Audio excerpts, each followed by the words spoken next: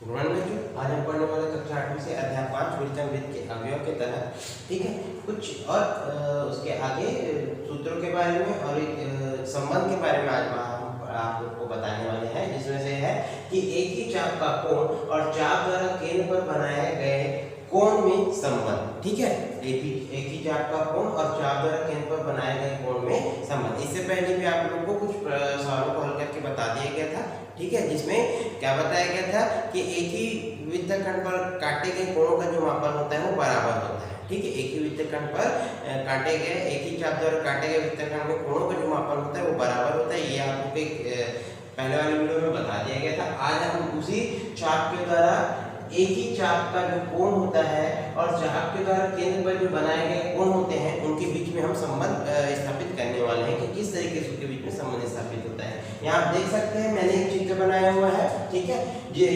जिसके अंदर एक अर्धवृत्त कोण बना हुआ है। देख सकते हैं एक जो अर्धवृत्त कोण बना हुआ है ना, और यहाँ उसका मापन कर दिया गया है। 3 शीर्ष बिंदु है, आप देख सकते हैं, एक ए, बी और पी, और केंद्र बिंदु आपका ओ है, जिसमें हमें किस तरीके से संबंध स्थापित करना है आप लोग को बताएंगे। सबसे पहले यहाँ बता देता हूँ कि चित्र के माध्यम से अगर इसमें संबंध स्थापित करते हैं तो वहां आप देख सकते हैं जो ए बी, यहाँ एक केंद्रीय कोण आपको दिखाई दे रहा होगा, केंद्र बिंदु जिसको हम उसे प्रदर्शित किए हुए हैं केंद्रीय कोण, तो क्या कहलाती है, ए बी का एक केंद्रीय कोण कहलाती है। ठीक है, ए बी का क्या कहलाती है, केंद्रीय कोण कहलाती है। और केंद्रीय कोण होने जो केंद्रीय कोण होती है वो शेष चाप पर वृत्त पर जो बना कोण है उसका क्या होता है, दुगुना होता है। शेष चाप पर वृत्त पर जो बना कोण होता है वो क्या कहलाती है, आपका दुगुना होता है। ठीक है, इसको हम शब्दों के रूप में अगर हम बताना चाहेंगे तो यहाँ क्या हो जाता है, वृत्त में किसी चाप द्वारा शेष वृत्तखंड के किसी बिंदु पर, ध्यान से सुनिएगा, वृत्त में किसी चाप द्वारा शेष वृत्तखंड के किसी बिंदु पर अंतरित कोण, शेष बिंदु पर अंतरित जो कोण होती है। ठीक है, यहाँ आप देख सकते हैं एक चाप है आपका ए बी चाप द्वारा केंद्र पर अंतरित कोण जो है वो ओ है। ठीक है, शीर्ष कोण आपका देख सकते हैं बिंदु बी है। यहाँ क्या बोला गया, ए बी का जो केंद्रीय कोण होता है दुगुना होता है शेष चाप पर बना कोण का, दुगुना होता है शेष चाप पर बना कोण का, यानी ए बी चाप द्वारा बना अंतरित कोण शेष चाप द्वारा बना अंतरित कोण का क्या होता है, दुगुना होता है। ठीक है, यहाँ हम उसको इस तरीके से भी परिभाषित कर सकते हैं, जो कोण यहाँ क्या बोला गया, ए बी का जो केंद्रीय कोण है शेष चाप द्वारा बना कोण का दुगुना होता है। और अगर उसको दूसरे तरीके से लिखते हैं, ठीक है, तो जो शेष चाप पर बना कोण है उसका आधा होता है ए बी पर बना केंद्रीय कोण का। ठीक है, एक हम उसको इस तरीके से संबंध स्थापित कर सकते हैं, किस तरीके से कि ए बी का जो केंद्रीय कोण होता है शेष चाप पर बना कोण का दुगुना होता है। दूसरा ए पी बी, यानी यहाँ आप देख सकते हैं कोण दिखाई दे रहा होगा ए बी और बी।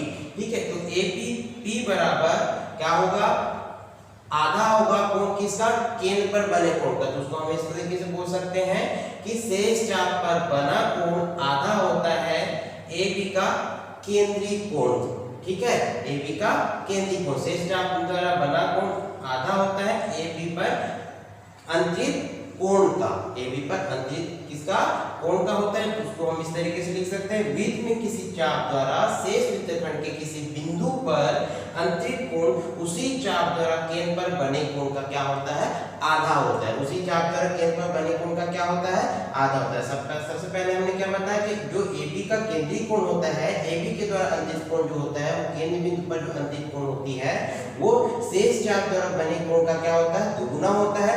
दूसरा इनसे संबंध स्थापित किस तरीके से कर सकते हैं, जो केंद्र पर बना कोण है, ठीक है, यहाँ देख सकते हैं वृत्त पर जो केंद्र पर बना कोण है ए ओ बी, ठीक है, जो केंद्र पर बना कोण है ए ओ बी वो शेष चाप द्वारा बना कोण ए पी बी का क्या होता है, आधा होता है। शेष चाप पर बना कोण ए पी बी का क्या होता है, आधा होता है। उसको हम दूसरे शब्दों में अगर बोल सकते हैं तो वृत्त में किसी चाप द्वारा शेष वृत्तखंड के किसी बिंदु पर, वृत्त में किसी चाप द्वारा, तो वृत्त में किसी चाप द्वारा क्या होगा, चाप ए बी ले लेते हैं, वृत्त में किसी चाप द्वारा शेष वृत्तखंड में बने बिंदु पर, ठीक है, यहाँ आप देख सकते हैं शेष वृत्तखंड में बने बिंदु क्या है, पी। ठीक है, बिंदु पर अंतिम कोण किसी चाप द्वारा केंद्र पर बने कोण का क्या होता है, आधा होता है। केंद्र पर बने कोण का क्या होता है, केंद्र पर एक O बिंदु है, O पर है, तो वहां जो बनना कोण है उसका क्या होता है, आधा होता है। ठीक है, ये इस तरीके से हम सूत्रों के माध्यम से संबंध स्थापित कर सकते हैं। एक बार फिर मैं बताना चाहूंगा कि AB का जो केंद्रीय कोण है दुगुना होता है शेष चाप पर बने कोण का। अगर उसको दूसरी तरीके से हम लिखना चाहेंगे, बताना चाहेंगे, तो हम बोल सकते हैं कि शेष चाप पर बना कोण आधा होता है केंद्रीय कोण पर बने कोण का। शेष चाप पर बना कोण आधा होता है केंद्रीय कोण पे बने कोण का। ठीक है, यानी उसको दूसरे शब्दों में अगर हम बोलते हैं तो क्या हो जाएगा, वृत्त में किसी चाप द्वारा शेष वृत्तखंड के किसी बिंदु पर अंतरिक्ष कोण जो होती है उसी चाप द्वारा केंद्र पर बने कोण का क्या होता है, आधा होता है। ठीक है, ये एक ही चाप का कोण और चाप के द्वारा केंद्र पर बनाए गए कोण में इस तरीके से तो हम क्या कर सकते हैं, संबंध स्थापित कर सकते हैं। यहाँ मैंने एक प्रश्न लिखा हुआ है, एक ही वृत्त के चाप का अंशी मापन 132 अंश है, इसी चाप द्वारा शेष वृत्तखंड के किसी बिंदु पर अंतित कोण ACB ज्ञात कीजिए। किसी बिंदु पर अंतित कोण क्या ज्ञात कीजिए बोला गया है, ACB ज्ञात कीजिए। यानी यहाँ में क्या दिया हुआ है, मापन, एक मापन दे दिया हुआ है, एक वृत्त के चाप की अंशीय मापन। अंशीय मापन का मतलब क्या होता है, यहाँ आप देख सकते हैं एक वृत्त बना हुआ है, वृत्त पर चाप AB के द्वारा बना जो कोण है 132 अंश, मतलब अंशीय मापन का मतलब क्या होता है, केंद्र पर बना कोण का। ठीक है, केंद्र पे बने कोण का जो मापन है हमें दे दिया गया है। यानी यहाँ हमें क्या दिया हुआ है, दिया है कोण AOB का मापन हमें कितना दे दिया हुआ है, 132 अंश, और हमें क्या ज्ञात करनी है, ACB का मापन हमें ज्ञात करनी है। तो किस तरीके से ज्ञात करेंगे, इसी सूत्र के माध्यम से, इसी संबंध के माध्यम से कि यहाँ जिस तरीके से वृत्त को लेकर हमने एक संबंध वृत्त में एक अर्धवृत्त कोण बनाकर हमने संबंध स्थापित किया था, उसी तरीके से यहाँ भी इस वृत्त को देखकर, अर्धवृत्त को कोण को देखकर एक संबंध स्थापित करके हम क्या करेंगे, कोण ACB का मापन करेंगे। तो यहाँ देख सकते हैं A और B का मापन आपको दिया हुआ है 132 अंश, और आपको सूत्रों के माध्यम से आपको पता है कि किसी चाप द्वारा शेष वृत्तखंड पर बना कोण, ठीक है, AB का केंद्रीय कोण क्या हो जाएगा, AB का केंद्रीय कोण मतलब AB का अंशी मापन बराबर दुगुना होगा शेष वृत्तखंड पर बने कोण का। AB का अंशी मापन बराबर दुगुना होगा क्या, शेष वृत्तखंड पर बने कोण का। यहाँ आप देख सकते हैं AB का जो अंतित कोण क्या है, 132 अंश है, और शेष वृत्तखंड पर बना कोण क्या है, बिंदु C पर एक कोण बना हुआ है। ठीक है, बिंदु C पर एक क्या बना हुआ है, एक बना कोण है, तो हम बोल सकते हैं AB द्वारा अंतित कोण, ठीक है, शेष वृत्तखंड पर बना कोण का क्या होता है, दुगुना होता है। यानी शेष चाप द्वारा बना कोण का क्या होता है, दुगुना होता है। हम लिख सकते हैं कि AB पर, ठीक है, बना केंद्रीय कोण बराबर क्या हो जाएगा, दुगुना होगा शेष चाप वृत्तखंड पर शेष चाप द्वारा बना कोण। ठीक है, शेष चाप द्वारा बना कोण, ये इस तरीके से एक सूत्र बन जाता है आपका। ठीक है, शेष चाप द्वारा बना कोण, यानी इसको हम किस तरीके से लिख सकते हैं, AB द्वारा AB पर बना केंद्रीय कोण, तो AB पर बना कोण केंद्रीय कोण क्या कहलाएगी आपका, AOB जो हमें मापन दिया हुआ है। ठीक है, तो कोण AOB हो जाएगा, बराबर दुगुना होगा क्या होगा, ACB, बराबर दुगुना होगा क्या, ACB, कोण ACB। ठीक है, बराबर दुगुना हो जाएगा आपका कोण ACB। यहाँ आप देख सकते हैं एक यहाँ चित्र पे आपको दिखाई दे रहा होगा, मैंने एक सूत्र बनाया चित्र के माध्यम से कि AB पर बना केंद्रीय कोण दुगुना होता है शेष चाप द्वारा बने कोण का। ठीक है, तो AB पर अंतित कोण क्या है, 132 है, दुगुना होगा किसका, ACB के द्वारा बने कोण का। ठीक है, शेष चाप मतलब यह एक चाप आपको दिखाई दे रहा होगा AB। ठीक है, तो जो बड़ा एक वृत्त चाप है ना, द्विवृत्त चाप के द्वारा बने कोण का क्या होगा, दुगुना होगा।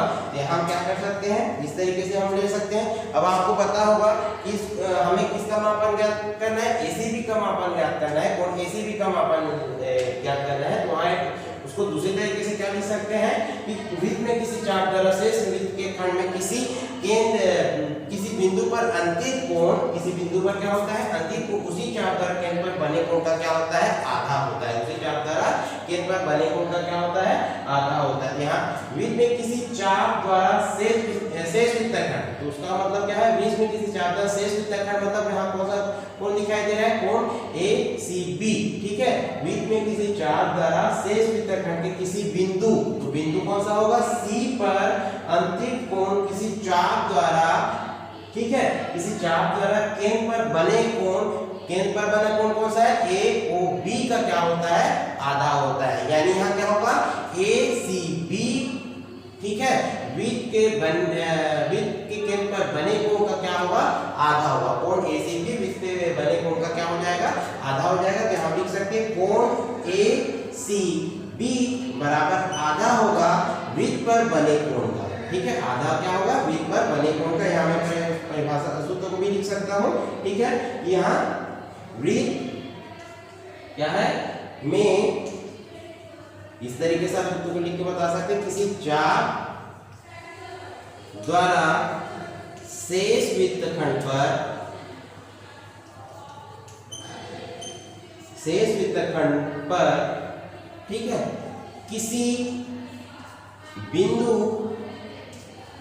पर अंतरित कोण, किसी बिंदु पर अंतरित कोण क्या होता है किसी चाप, उसी चाप द्वारा, उसी चाप द्वारा केंद्र पर बने कोण का, केंद्र पर बने कोण का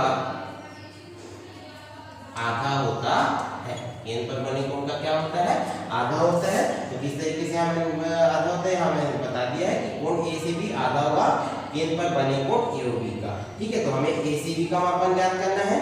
ठीक है, यहाँ 1/2 ले लेते हैं। AOB का मापन हमें दिया हुआ है कोण AOB, ठीक है, दिया हुआ है कितना दिया 132 अंश। हम यहाँ क्या करेंगे 132 ठीक है। अब यहाँ हमें क्या करना है ACB का मापन को 2 से 132 भाग जा सकती है।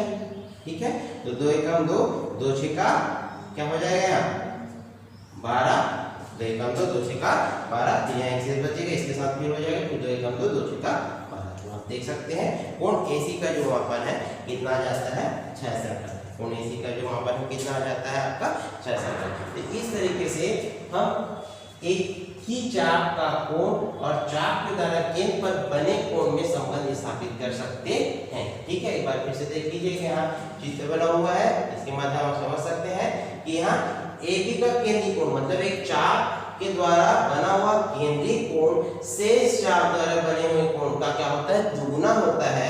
अगर उसको हम दूसरे तरीके से संबंध स्थापित करते हैं या हम बोल सकते हैं कि शेष चाप द्वारा बना कोण केंद्र पर बने कोण का क्या होता है आधा होता है। ठीक है, केंद्र पर बने कोण का क्या होता है आधा होता है। तो इस तरीके से आप संबंध स्थापित कर सकते हैं। तो आज का हमारा टॉपिक समाप्त होता है। धन्यवाद।